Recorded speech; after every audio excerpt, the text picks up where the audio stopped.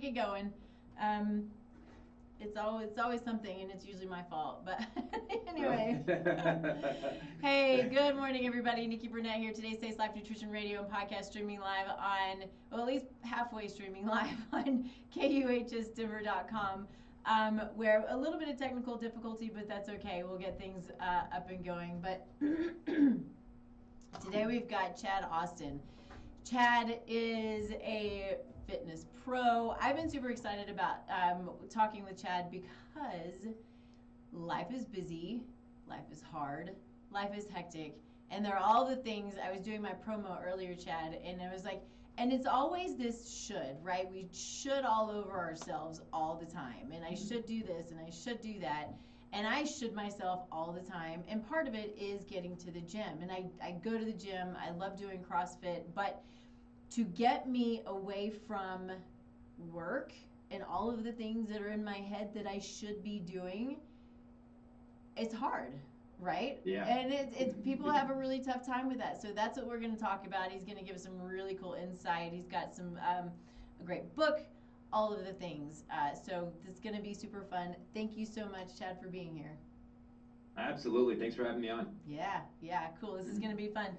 So, though, as always, first we start the show with gratitude, because gratitude can change the world. I am working to almost always be in gratitude. Sometimes I fall out, but then I just jump right back in. So what are you grateful for today, Chad?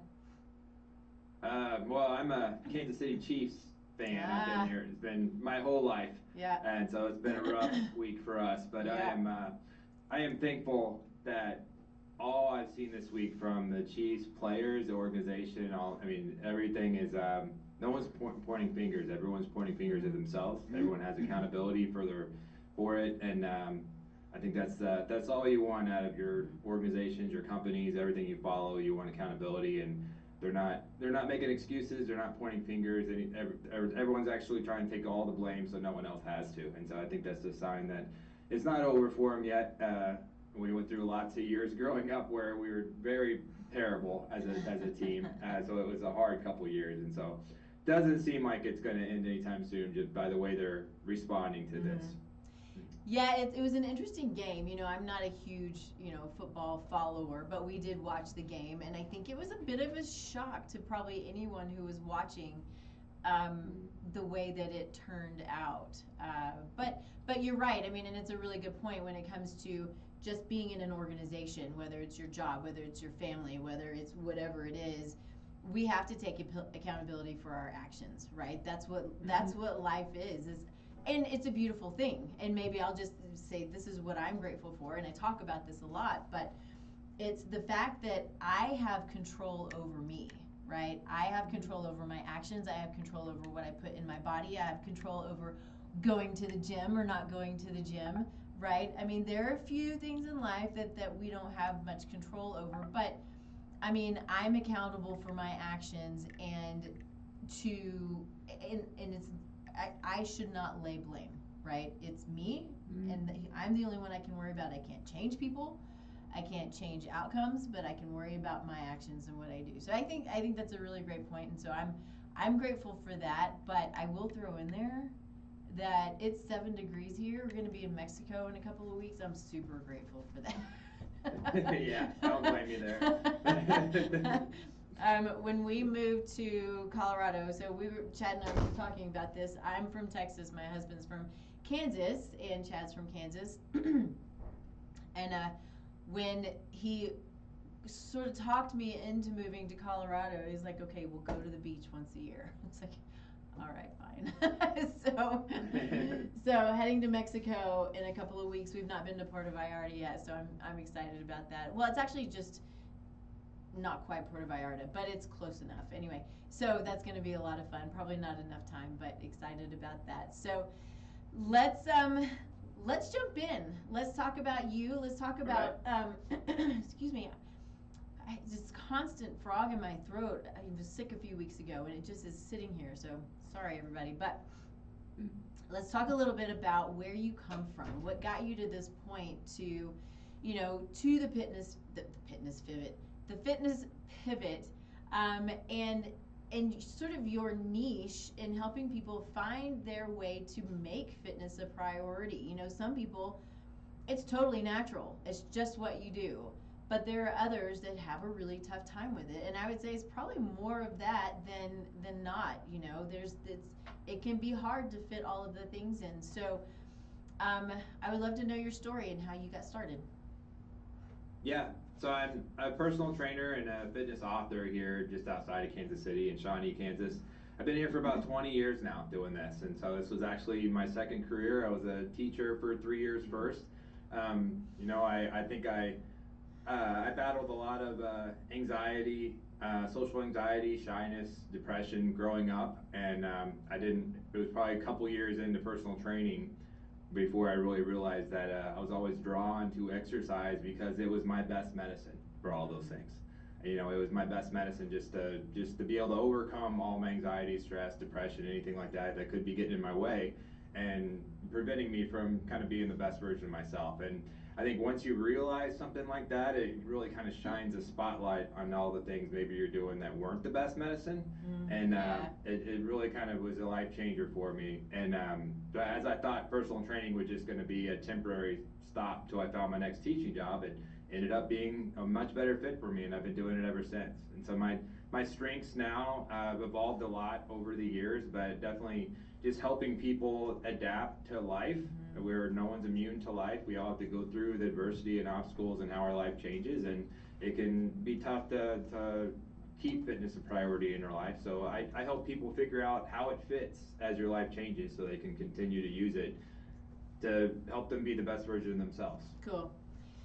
So I love that, but I want to back up for a minute because I think that we both know, and probably there are a lot of people out there who struggle with anxiety, right? Struggle with depression, struggle with all of these things. And there are, I think that we can often get stuck in that. And so, if you are you able to kind of hit on that a little bit, so maybe you can talk to those who were sitting in that place where you were sitting, as far as the depression and anxiety goes. How do you get out of that? Because I feel like people feel like they're just kind of stuck in this place with no way out. Yeah, well, first of all, I would say if you are feeling that way, that you don't have to do it all by yourself. I mean, it's something we know well, and being in a profession of helping someone, that word accountability, sometimes we see it as a sign of weakness almost, and you shouldn't. You should see it as the opposite. Like the more important something is to you, the more accountability you should get to ensure that you're going to be successful. But I think that's where mine started, is getting help. So I was going through I was before I student taught and was a teacher. Well, I'll just say that I do a lot of these interviews and I do a lot of speaking. I love speaking, but there were definitely times that the thought of that would have been unfathomable. Oh yeah, it's a scary thing. I mean, Yeah. yeah, it was a terrifying thing to me. Just in college, my least favorite day was the first day of school. Like I would be terrified and I'd want to skip it, but I knew I couldn't. And the whole reason was because I wouldn't know if my teacher was going to make me stand up and introduce myself to the rest of the class. Oh, And just the thought of that would terrify me. And if I did have to do it, my voice would crack, my body would shake. I would just be so embarrassed, and I was going to school to be a teacher at that time. So I almost changed my major once I realized I was getting closer to time to have to actually teach my peers and go through student teaching. And my parents helped me realize that maybe there's something we can do about that first. Let's hold the phone on that. And so we went to the doctor, and they diagnosed me as having social anxiety disorder, and what they actually referred to at the time as severe shyness. And who knew that's actually a thing, but I guess it is. And they prescribed me Zoloft, and at the time that made all the difference for me. I was able to go through student teaching. I actually really loved being a teacher, and I was a teacher for 3 years. And like I said, I thought personal training was just going to be temporary, and ended up being a better fit. But yeah, that made all the difference for me, and it kind of changed things for me. But it didn't cure me, of course. I mean, I don't take medicine right now, and I haven't for a long time. But now I just understand how to overcome it. When that self-doubt or that anxiety comes up in myself. And I think that's something that fitness plays a big role for me in understanding how to take care of myself. It's like learning how to put the oxygen mask on yourself before you do other people. I'm in a profession of helping people, but it always starts with myself. I have to be able, I know that taking good care of myself is the first line of defense, and it's how I can get out of my comfort zone, get out of these anxiety obstacles that I may have from time to time, so that I can be the best version of myself that I'm supposed to be when it comes to being a fitness leader. Yeah. Yeah, so I really appreciate the fact that you had your moment with the drugs, right? Because I think for some people it is potentially helpful, but they can also be problematic. You know, we have people who are on these things for years and years and years and years and lifetimes, and the data behind them, it can be really scary. But using it as a tool to move you past it, I mean, that's what really drugs are for and should be for, is it's a tool for the time, and let's move past it. Not always the case, but very often can be the case, but maybe we don't know that. So the fact that you were able to find the tools to help you move beyond that, and now you know how to manage. You know, in my own practice, this is the stuff that I talk about all the time. It's not necessarily anxiety, but it's the how do we learn who we are? How do I learn my body, right? So what we have this brain, and it's connected to this body, and it's often like, I don't know my body at all. I don't know what it's trying to tell me when it's always talking to us. I don't know what the symptoms are. I don't know what this pain is. I don't know why my belly hurts. I don't know why food hates me so much, right? It's all of these questions, and we don't understand our bodies when if we sometimes have to go outside of ourselves to help us to see, right? We need our team of people to help guide us. This is what your body's trying to tell you. This is why you're having these symptoms. This is what's going on. You know, and so it can be a journey, right? And it can be sometimes really difficult to move through that part of the journey, but once you're on the other side of it, where you are now, and you'll probably have more journeys, we all do, but you're on the other side of it where you know how to manage these symptoms. Anxiety is a symptom, depression is a symptom, just like anything else. You know how to manage it, and the best thing about it is you now know how to teach it, right? At least to a degree, right? Which is super cool. So let's do that. Let's talk about what are the tools that you do to help people when they're trying to create the habit of fitness. Yeah, I think it starts with just understanding what fitness means to you. So whenever I have a new client coming in to start, or someone maybe that is restarting and has had a little break, the first thing I do is we're not picking up where you left off, because your life is probably different now. We're starting where you are right now. And so it starts by understanding what fitness means to you. And so I was on a podcast before, and this is kind of what led me to, I have a cleanse and reset program that I take people through whenever we first start again, or we're starting over. And it started with a podcast that was on where they asked me a question at the end. They asked, what's the definition of fitness? That was their final question of the interview, and I was just stumped. I was like, it was not what I was expecting. Yeah. And when I got done with the interview, I asked my wife, I'm like, hey, what's the definition of fitness? And she responded by pulling out her phone and asking Google what it was. So it was like not what I was expecting, and I refused to answer, because I thought about it for a second, and I was like, that's something I can only answer for myself. You know, I can't. Everyone has their own definition of fitness. Yeah. Everyone has their own reason for what fitness means, and it's going to change as our life changes. Like, mine is much different now in my mid-40s as it was when I first started out in my mid-20s as a trainer. Yeah. I mean, the way I think of fitness is completely different. And so there's a lot of misconceptions when it comes to working out, when it comes to working with a personal trainer. Like, I've been doing this for a long time, so I've gotten to help a lot of friends and family. That's a perk you get when you're in something for a long time that you love. But it probably took my dad the longest to jump on board. And the reason was because when he thought of personal training, he thought of bodybuilding. But clearly for a 70-year-old man, that is not what fitness means to him at all. Fitness for him is more about being able to be an active grandpa, be able to move without pain, to be able to, be able to be sharp in his older age, and be all those things. And so in our definition fitness is different for each one of us, and so it starts. So if that phrase, what's the definition of fitness, kind of confuses you, like it did me when they asked me. Another way to say it is, what does fitness mean to you right now? Yeah. And so you have to know that answer, and so it always starts your fitness journey whenever you're starting a new one or kind of restarting after a break. Starts with that question: what does fitness mean to me right now? And digging deeper on that, and then why is this important? Digging deeper on that, and then how will my life be different if I follow through with that? I think that's the cleanse. That's not a I think I called it a cleanse because I realized these are answers I want everybody to answer, right? Right. And everyone loves doing a cleanse. I'll make it a cleanse. I'll call it that. And so that's kind of why it came that. But this is a cleanse for your mind, and so it's just to rid your mind of toxic thinking that doesn't do you any good right now, and we're going to replace it for what is going to help you right now and help you going forward. So important, and such a great example with your dad, because you're right. We people, and I'll say this for myself. When I've worked out or gone to a gym or exercised or whatever for most of my life, I would say, but I was scared to death of CrossFit, and I wanted to do something else. I did a lot of yoga, and I was like, okay, I love yoga, but I got to do something else. I need to do something fun. I love kickboxing, stuff like that. But I was really afraid because of what I saw visually in my head, what CrossFit is, whatever, right? And so I was like, no, not doing it. I'm not going to do it. So what am I going to do? And so I waited around, and I didn't go to the gym, and I didn't work out, and I didn't feel good.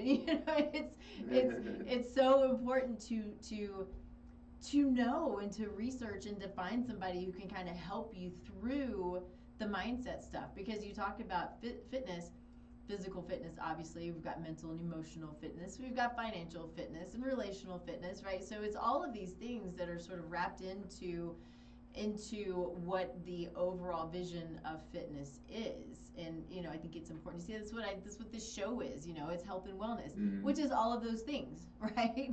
Yeah. So we can't always have all of them all at the same time. But going back to what you were saying about the mindset piece of it and the mindset shift of it, I think is so crucial to making the changes and then finding the motivation to go get it done. Yeah, absolutely. And so I mean, it always starts with where are you starting from right now? That's the important thing. I always let people know is like, you're not picking up where you left off. Yeah. We always have these New Year's resolution, the January 6th, where everyone gets busier at the gym and everything else. But it's like everyone's more motivated on January 1st, and personal trainers, fitness pros are busier. But who's really busy on like third week of January? Chiropractors, physical therapists. Because people didn't want to start, they refused to start where they were. That's a thing I really love. I heard recently. It's like, I'm not where I want to be because I keep trying to start where I wish I was. Yeah. It's such a good point. Yeah, it's like we have to be honest with ourselves and know where we're starting from right now. There's no wrong answer unless you're being dishonest with yourself. So what kind of roadblocks do you see when people are trying to find that new mindset or move beyond where they were, and that's starting today? But what are the roadblocks that you see that kind of get people stuck? Man, there's so many. But I think the golden rule I've learned is that what you do for fitness has to fit in your life, right? I think the longer we're in a place where fitness doesn't fit in our life, the farther we get away from being the best version of ourselves. There's resistance, right? Yeah. Right. Yeah, and the farther we're there, our desire to look and feel better just raises and raises, which then eventually makes us the easiest prey for all the promises of fast results with little or no work on our part, right? Yes. We live in a world of instant gratification, and those promises are everywhere. And when we want results so bad, like I've been there, I've fallen for everything in my past until as I've learned, as I've been on this journey, as a fit pro and for my own fitness journey as well. And it's like even the smartest person, when you want something so bad, your judgment can easily be clouded. And so But what I call that instant gratification, those promises of fast results with little or no work on your part that we're going to get all the time, I call that turkey bacon. And the reason I call it that is my word for instant gratification. Yeah, yeah. It's turkey bacon. Uh-huh. I hate turkey bacon. I think I'll get mad just when I see it in the grocery store. I feel like it is such a form of false advertisement. Sometimes it can look so much like the real thing, but it's just disappointment. Yeah. It's just disappointment. It is nothing like the real thing, and all you're gonna have is disappointment, and you're gonna be right back where you started before, where you're craving the real thing. But we just have to know there's no shortcuts. Eventually you're going to have to put in the work. You just have to know that what you're doing fits who you are and what you want. Yeah, well, and we see these, these, what are they called? No, I can't even think of what they're called. I don't do a lot of social media. I mean, that's kind of what I do for social media. The Ads? No, like well, so I would say ads, but so yes, I would all of the social media stuff and the people who are big going, look at me and look what I did in 30 days, right? And is it really possible to do these things in 30 days? And I lost, 10 pounds in a week, like, oh, that seems not very healthy. So, we see so much of this. Who are the people who are the big time people? They've got like millions of followers. What are they called? Influencers, that's the word I was looking for, yes. Thank you. But, so I'm sure that they have some, great things to say, but it's just like anything else, everything is bigger and better and more beautiful or whatever it is in these social media ads, and it's false, and it's sad that we end up comparing ourselves, right? Yeah. And following someone's highlight reel. Yes, yeah, that's exactly right. And so, I mean, I love things about social media. They're, especially when I'm trying to figure out how to, do a DIY on my house. But some of these things are just really unhealthy. And, as a nutritionist, when I have people come to me and they say, okay, so what about the Whole30? And what about paleo? And what about keto? And what about all of these things? It's not about that. It's about you. Who are you? Yeah. What can you do? What do you have available to you? And what does your body need, right? And so I have to go in. I mean, my goal is always to run labs. I need to understand the biochemistry of what's going on with the body in order for me to help you know what is going to be best for you. Or, look at your genetics, right? Genetics can be amazing for helping people understand what kind of fitness they need and how they can, avoid injury and so forth. But everybody is so unique that we can't look at social media and say, oh, that's what I need to do. Oh, I can do 10 days and of, fasting and then go back to my, McDonald's every day. Right? Yeah. Stuff like that. I think what you said there, everyone being unique, that's it. It's like fitness is not one size fits all. Yeah. Like just because that's what the danger of these ads and all and the social media is you'll see someone else's success and that's exactly what you want right now, and it makes it look like it's so easy. Like when I do testimonials or success stories, I prefer to call them with my clients. I never show before and after pictures. It's probably been 10 years since I've done something like that on social media. Yeah. And the reason is it's just because I feel like it's so misleading. Yeah. It shows the two pictures before and after, but it makes it seem like it's easy because it doesn't show everything in between. Yeah. It doesn't show how the hard work, and it also makes it seem like anyone can do it. That's the way that person figured out what works for them. And what works as the best recipe for them for success. You have to go through your own trial and error really to figure out what your in between is, what your story is. Yeah. And it's no one. Just because it worked for someone else doesn't mean it's going to work for you. And just because it worked for you in the past doesn't mean it's going to work for you now because your life is different. We always have to kind of have a little bit of a science experiment going on with ourselves. It's so because true. our body changes and what's going to work is going to change too. Yeah. And so unfortunately that's the truth. But it doesn't mean anyone can do it. The way you should look at those pictures or those testimonials it's proof of possibility. It's proof of success that you can have too. It's just not going to look just like that because it's your own story. But yeah, but that's what bothers me more than anything else when it comes to those ads or fitness professional or anything that people share is before and after, because I would rather hear that person's story that's what's going to inspire me, of how they Mhm. overcame all their obstacles and how they figured it out. And then that is going to show me that I can do that too. I can Yeah. I can beat my obstacles, I can Mhm. figure it out, Mhm. and I can have the same success. Yeah. So how do you help people? So going back to everybody being individuals, how are you helping people to customize their own plan for fitness and what that looks like? Well, the first thing I do is I think people, we have to understand that we have to fully grasp why fitness needs to be a part of our life and why it needs to stay there. Everyone kind of gets stuck on an inconsistency roller coaster where fitness is just a part of our life in spurts. And the reason is because we don't make it a priority. So when I first wrote my book, the Make Fitness a Priority turned into a series. But the first book, I had just gotten into Toastmasters. I'd gotten a lot of content and speeches. Everything was about long-term success. I think I just learned my really tough lesson that every fitness professional learns early on. Short-term motivation leads to short-term results. Yep. So everyone that came to me to get fast results, I helped them, and then it was temporary. Yep. So I Yep. was changing that for myself. I'm going to help people make this stick. And so I started with the poll question because all I knew was it was going to be a long-term success. My poll question was, what are your top priorities? I asked as many people as I could this. So how would you answer? How would I What are your answer my top priorities? I would say, so sorry, it's for life, for fitness specifically. Yeah. Yeah, So okay. what are your top priorities in life? In life, following my path, making sure that I'm doing what God put me here to do. Yeah. For my top. That's a really good answer.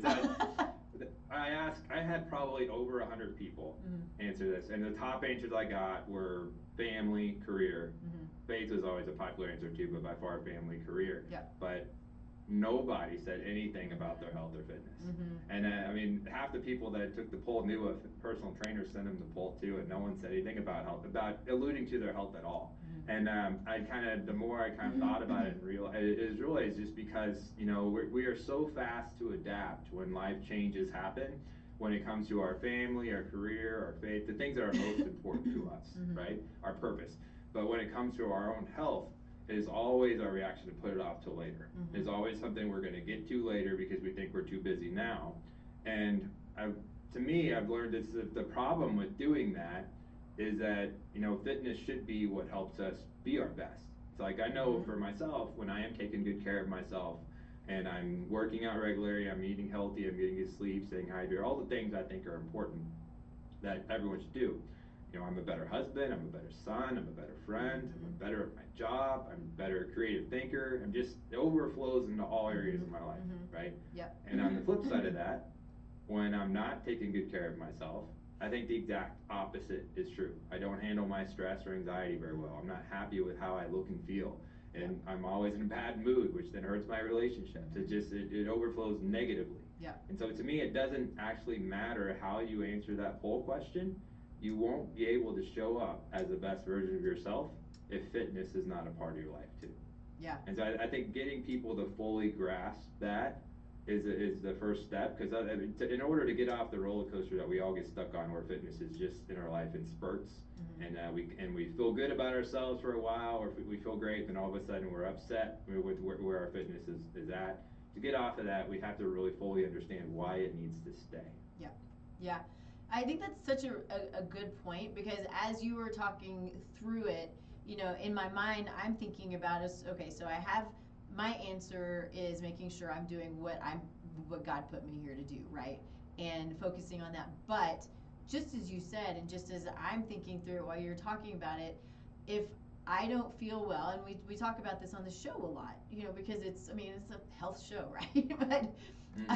But if you don't feel well, if your mind isn't right, if you're not doing the things, including getting to the gym or going for a walk or going for a hike or whatever it is that it is for you, you can't be your best. I can't do the things that I need to do. I can't take care of my family.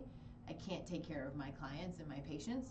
I can't build a business. I can't do any of these things that I'm put here to do if I don't feel well. And I feel well if I get to the gym, if I get outside, if I walk in the grass, if I eat well, right? If I limit my alcohol intake, So all all of those things are it's that daily practice, right? And I think it's important for people to hear that nobody's perfect, right? Everybody has Mhm. their junk and everybody goes through their junk, but it's a daily practice of like you said, prioritizing the things that are going to help move you forward in life. Yeah, Mm-hmm. yeah, and so the cleanse I help people go through, it's like part of prioritizing what it is just understanding how it fits in your life. Mm-hmm. So I think that is a big thing. People always they're trying to always force things that don't fit. So Yeah. it goes back to the instant gratification. Everyone has their secret, has a plan. This is going to work, and this is going to make it easier for you. And it doesn't take into account you. It doesn't take into account who you are. It doesn't take into account your fitness goals, your fitness history, your fitness level you're at right now. Like that is a pure first line of defense to know if you're going to get scammed or not. If everyone doing the program is doing the exact same thing, if it doesn't So take true. so Yeah. many of them are right. It's everyone's doing the exact same thing. It doesn't take into account any of the variables that you have. It does not customize to you at all. And if that's the case, then it's not necessarily going to fit you. Mm-hmm. I mean, we can force something to fit that doesn't fit for a while, but it's just eventually it's gonna hurt all the other things that are important to you in your life, like your job, your family, your faith, anything you're passionate about. Mm-hmm. It's gonna get you off the path to the other things that are really important, which are the reasons you put fitness off in the first place. Yeah, yeah. And so it has to fit you, and so helping people understand how it fits and kind of adjust to life's changes, knowing that what I did before isn't going to fit now because my life is different. How does it fit right now? Mm-hmm. That's an important thing for people to really understand too. So I guess it's how do you find that first thing to focus on? How do you guide people toward understanding their own perspective and motivations and goals? Yeah, so I think the cleanse does a lot of that. Okay. I mean, helping people understand, what fitness means and why. Um, but I think another thing that people get stuck on when they're trying to get results, and it keeps making the turkey bacon seem more irresistible, um, is that we're having a tough time getting past that I'm too busy. So like as our life changes, and I've done this with so many clients where I've had a few clients that have come in and out of my schedule over the years where I've helped them get great results, and then we've had a plan, they've gone on their own, and then eventually maybe a year or two later they come back, fitness has fallen out of their life. I help them, and we've gone through this rinse and repeat a few times. Yeah. And every time something major has changed in their life, right? And so I always use this this one client in particular because this has got so many people I think resonate with his. But his first time I met him, he was a new teacher, so he just got done with college, where in college he didn't have to worry about what he ate at all, and he stayed lean. It's like all college kids do. And then he started his first year with an actual job, and he gained a lot of weight. And so it was he was an easy success story. I just taught him how to count calories, eat healthier, work out regularly, and he got in great shape. The next time I met him, so his job was being a teacher, and so this time he was still a teacher, but he was also the head coach of a sport, and so anyone knows that takes up a lot of time. The next time I met him, he was in a relationship and about to get married, and he wasn't a coach anymore, but he was an assistant principal, which anyone knows that it's basically the same job as a principal, just less pay, right? And so like a lot more responsibility, and every time was something similar like that. He went from then being a dad to then being a principal to then being a homeowner. It's like every time his life changed, you have to adjust when that life change happens to how fitness fits in your life.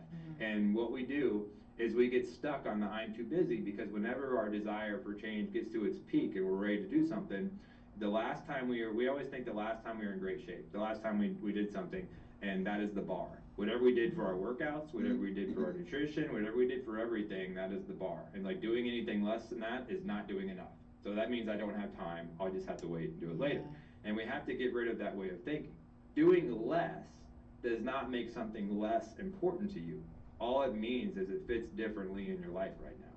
So we have to remember, even the best athletes in the world who are in the best shape, they go through seasons their intensity, their volume of training, it changes Mm-hmm. throughout the course of the year because of what they have time for. Yeah. And ours should do the exact same thing. There's going to be times where work's busier. We don't have as much time to work out because of work's busier. It takes more of our mental stress, and so we don't have the energy like we did for our workouts. So our workouts should change. Or maybe our kids that are all in high school at the same time, or have all kinds of events going on, and then that's part of our job as parents to be there to support them too. So that takes up 3 nights a week all of a sudden for a certain period of time, and so all these things change. And if we keep trying to do what now doesn't fit, we're going to fall off track. And so we have to adjust to that, and it's really a practice. It's not something that you just come by. We automatically do it when it comes to adjusting the obstacles, when it comes to our family career. Like if our kids have something, we're not going to miss it. If we have a deadline at work, we're not going to miss it. But when it comes to our health, we can easily put it off till later. Yeah. So we have to kind of just change that way of thinking, and it takes practice to get it right.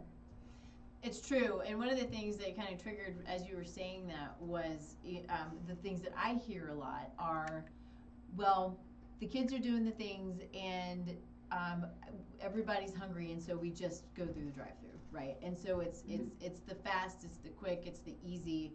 You know, one time won't hurt, but then what we see happening is the one time turns into 3 or 4 times a week, turns into it's the constant, it's the tradition after football we go to McDonald's. And this isn't, we aren't setting ourselves up for success, we're not setting our kids up for success. I mean, these are lifelong habits that we are influencing.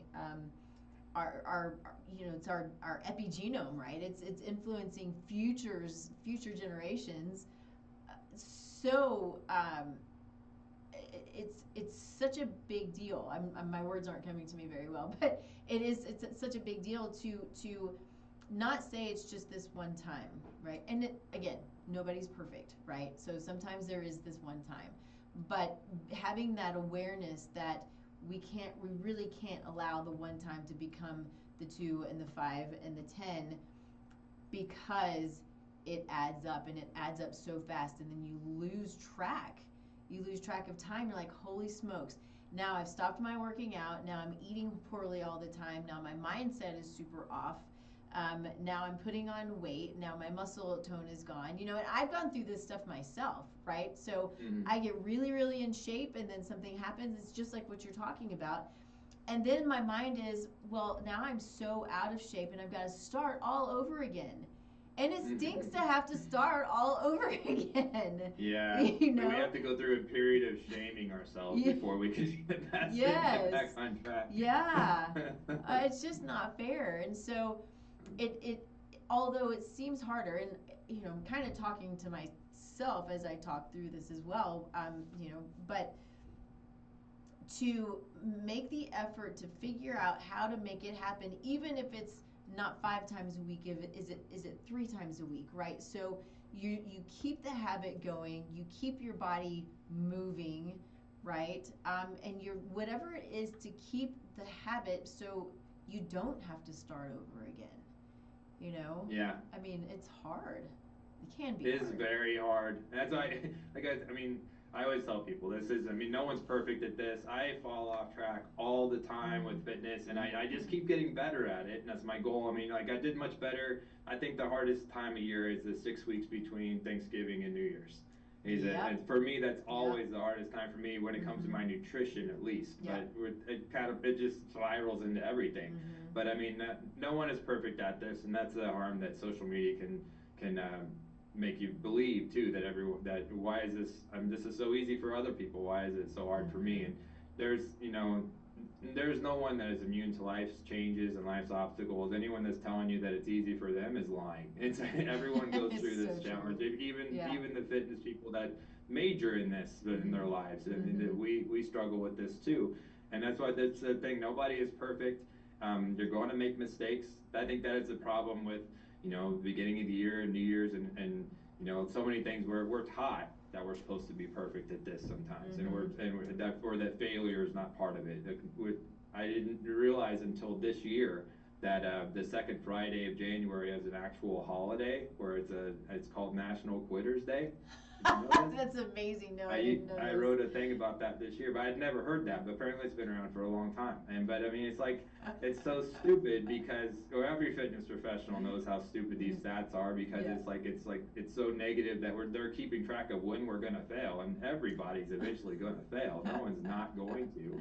When have you done Yeah. anything that's challenging in your life and not failed before you got there? Right? It's Yeah. part of the journey. But that makes it seem like with that once we failed, it's over. We just have to wait and start again next year, and that's Yeah. why everyone hates them because it's like it's all the negative stats, Mm-hmm. and so even not even New Year's resolution, but just some of the phrases we know, like it takes 21 days to build a habit. You know, it takes. Sorry, anyone that doesn't know this yet, that's listening, but that's a myth. It takes way longer than 21 days to make a habit, right? We have to stay with something much longer than that. But the good news is you don't have to be perfect. That phrase makes it sound like 21 perfect days, 21 days without mistake. Mm-hmm. And that's not the case. If you're not, if you think you're going to do something for 21 days perfectly and then go on autopilot, you're sorely wrong. It's more about being consistent. And if you make a mistake, I always remember what my dad told me when I was an athlete growing up. Is I would lose a match in a tournament and I would be so mad at myself that I would make that turn into multiple mistakes, and I would lose the next match before it even started because I just wasn't over this loss yet. Yeah. And he would always tell me it's what you do next that counts. It's how you recover. And I think that is so true in fitness. I mean, we're going to make a mistake. We're going to go to the drive-through sometime because we didn't have another option. We're going to miss our workout because something comes up and happens. It's everyone goes through it, but it's how you learn from that. Okay, this is what stopped me. This was the obstacle that got me. How can I come back and do better next time this comes up? How can I get back on track? How can I not turn it to multiple mistakes? How can I recover and get back on track? Yeah. Yeah, I totally agree. You know, we're talking about, getting through the holidays and the mindset. It's like Thanksgiving hits and everything goes, your mindset just goes, in the tank, right? It's like, okay, well, it's Thanksgiving, so I'm going to eat whatever I want and I'm not going to work out but I'm going to start again after the new year because I had this whole time. Like, no. Just start now. Doesn't mean you have to be perfect, right? Doesn't mean you're not going to eat the cookie.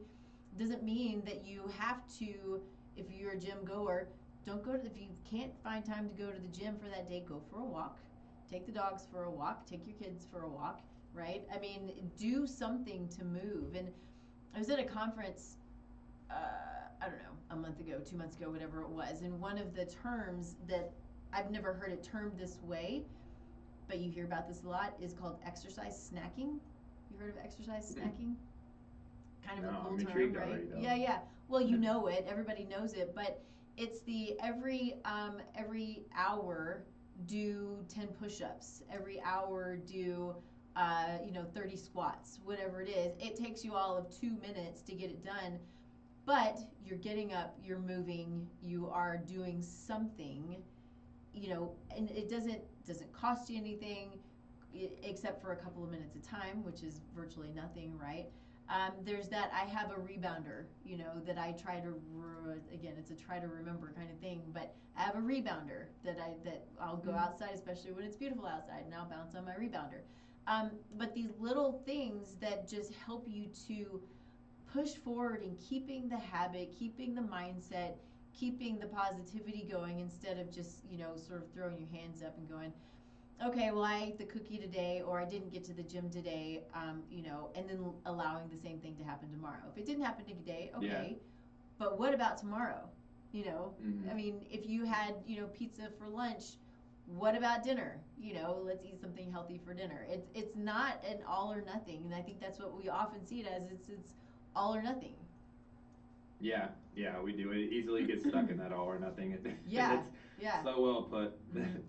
I love the exercise snacking. I do that. I think I do a lot of exercise snacking throughout the day now I think of it. But March Madness coming up is a perfect time to do some exercise snacking, people. In between commercial breaks, get up, do something. That's a really, really good point. Yeah, we were talking about this early on. My husband is a KU grad, and March Madness is a big deal for tons and tons and tons of people. But that is the thing, is you sit and you watch and you drink your beer and you're eating your Yeah. wings and all these things. Not that wings can't be healthy, because they can be, but you know, it's it's just sitting around and, well, it's just like the holidays, right? Yeah. You sit around and you Mhm. eat and you drink, which is, you know, sometimes fun, but just can definitely get you out of your habits. Can stretch for 4 days of burning 1 calorie a minute sitting on the couch. Yeah. Just, Oh, it's I so like it true. too much. It can definitely be a. Yeah. Yeah. Yeah. So let's talk a little bit about your book. And I know you said you turned it into a series, so tell me about that. Yeah, so it started with make fitness a priority, how to win the fight against your excuses, and then it kind of just really, I think you find something, a message you really believe in, and it just, I mean, it can turn into, I want to say, turn into a movement. I mean, my gym is Priority Fitness, kind of named after the book, and my community was Make Fitness a Priority. But everything was just about, I think at the time, like I said, I was kind of overcoming that first hard lesson that short-term motivation leads to short-term success, and I was helping so many people reach the goal to help them jump in the door, but or start and get started with me, but never helping them actually look past that. And Mm-hmm. so when after that day that event came and went, then so was all their motivation to work out, and then everything kind of went away. And so making fitness a priority, it is more about kind of changing your narrative from, I mean, any motivation is great. So if you have motivation, if you have something coming up and that's fueling you to boost up your workout motivation, I'm not saying that's not awesome, because it is. But you eventually, if you don't ever ask yourself the question, what's next, then the answer is going to be made for you, and it's nothing. And it's going to be next. And you're going to be right back where you started months ago. And so make fitness a priority, which just it started with that poll question, but it kind of just helped people reframe the way they think about fitness, and how it'd be something that is a permanent part of your life. And really, hopefully people read the book and or the book series, and it becomes more of their desire to have an identity change, more than just just to become a person who has fitness as a priority in their life, rather than someone who gets in shape in spurts throughout the course of the year, which Yeah. probably most people are when they start reading the book. Mm-hmm. But so it started with the first book, Make Fitness a Priority: How to Win the Fight Against Your Excuses, and then it became a workbook, a 6-week workbook that is just designed, because I was at the same time at that point I was trying to fight back and help my clients see the difference between all the scams out there, and that things need to be customized to you. And so this is a 6-week course that was, this is the first 6 weeks of fitness being a priority in your life. This isn't just 6 weeks and then it's over. This is designed to be the first 6 weeks, and that you could keep going with, which I think all programs should be thought of that way. It's not a 30-day program. This is the first 30 Yeah. days. This is the first 6 weeks. This is the first 12 weeks. And so it's all about just every week there's a motivational message, there's mindset, nutrition, training, and a lesson on each one of those. And there's a evaluation at the end of the week, where first you celebrate your wins. And so I think there's a lot I go into about celebrating your wins, but I think that is a very important thing when you evaluate how you're doing at the end of every week. So every week there's a place where you evaluate how you did, and then you set yourself up for success for the next week. And so it's that process of, what didn't go well, how can I do better? But it comes back, I think, from my lessons as an athlete, watching my game film. And, watching the game film, I was always terrible at that, because all I would see was what went wrong. And I think my coaches that were helping me at the time, all they could see was what went wrong too. And that's not helpful for you at all. And so I think at the end of every week, at the end of every milestone you hit, you should be first celebrating what went well, and celebrating with people who are going to celebrate with you. So make sure you're surrounding yourself with those people in your life who are on the same mission as you, are going to celebrate those milestones with you, and not dismiss them. So don't celebrate with those people. Let them join your group when they're ready. But celebrate your wins, and then come back and figure out how you can then do better at the things that didn't go well. And then the third book was a tip book. So it's 30 tips. I co-wrote this with another trainer at my studio.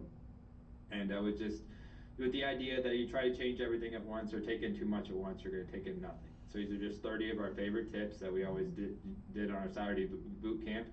And the idea is just to take in one a week, one a day, and to build on it.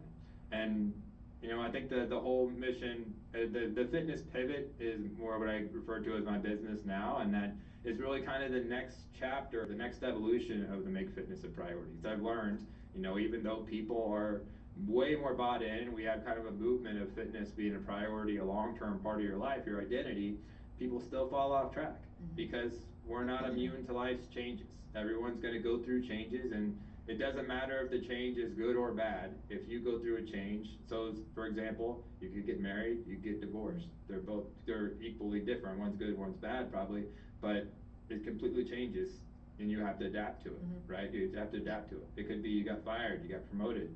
Maybe your job is now more travel, or maybe your job is more sedentary, so you're burning way less calories. Maybe you decide to start a family, you have kids. Maybe your kids go to college.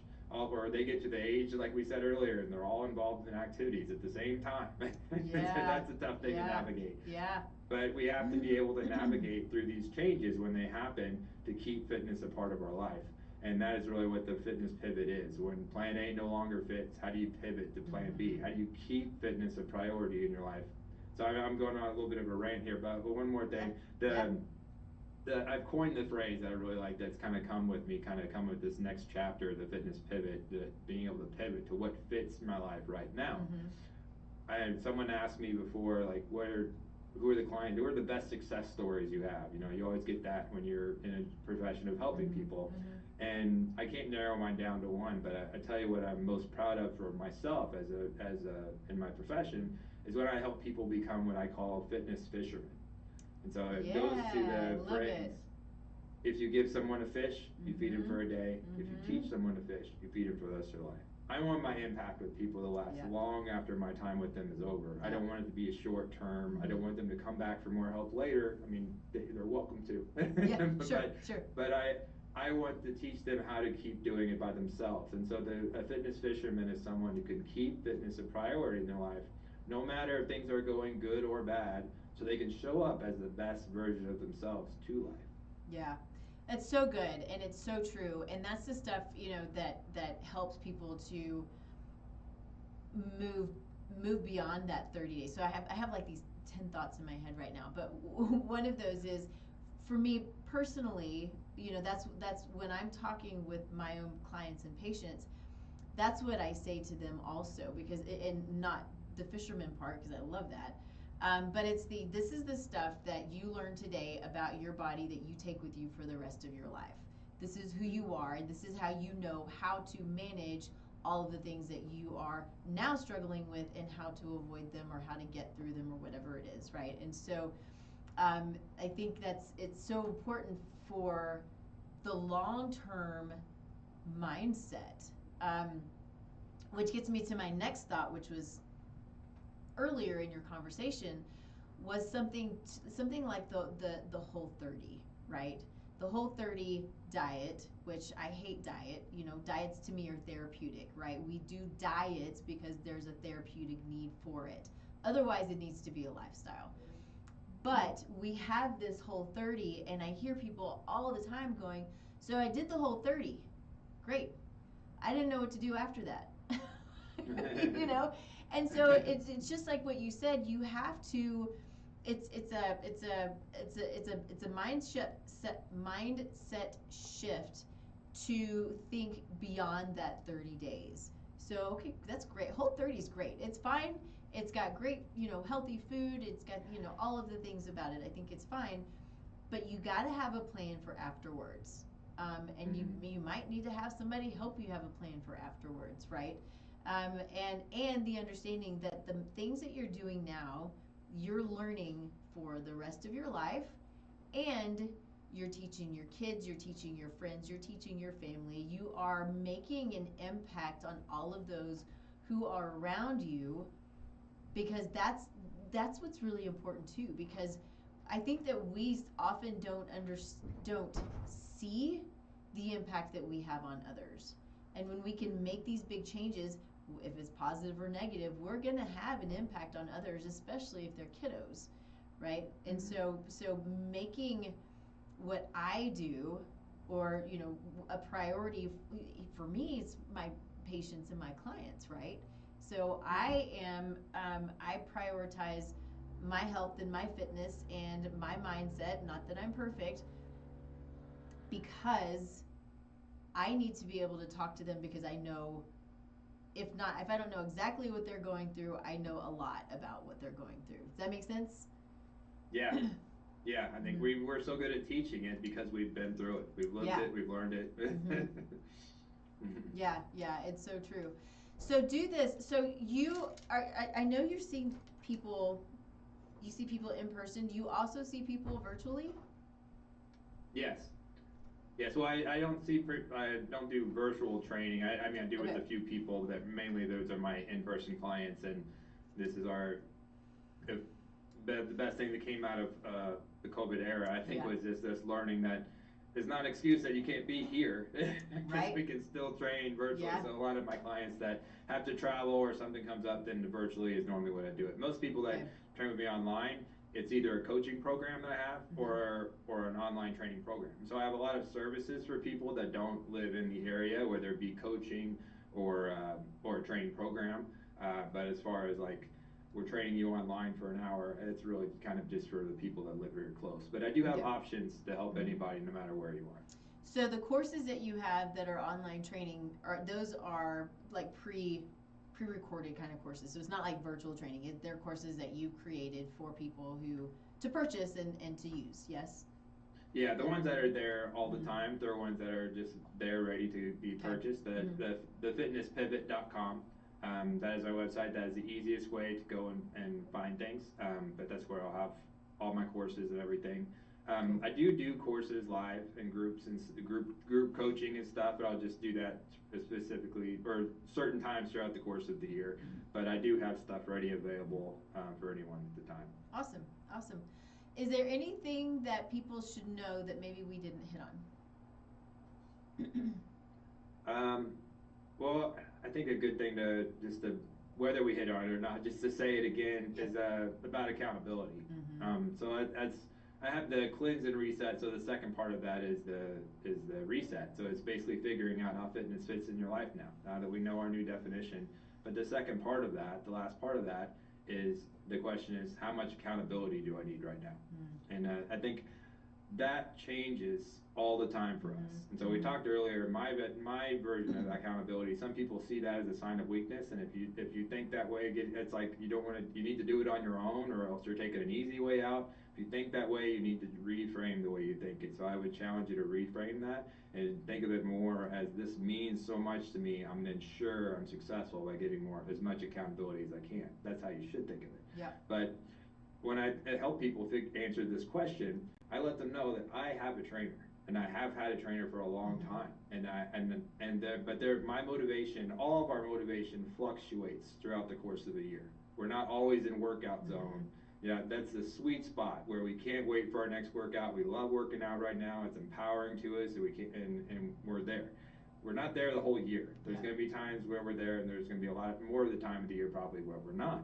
And I have times during the year where I love working out, and I have other times where my trainer needs to be watching me do everything, or I might not do it, right? And so most of us can relate to that. And there's everything in between there. And so there's no wrong answer. You just have to be honest with yourself. How much accountability do I need right now to follow through with my intentions, to do what I said I was going to do? And then there's all kinds of forms. There's a personal trainer, there's a nutritionist.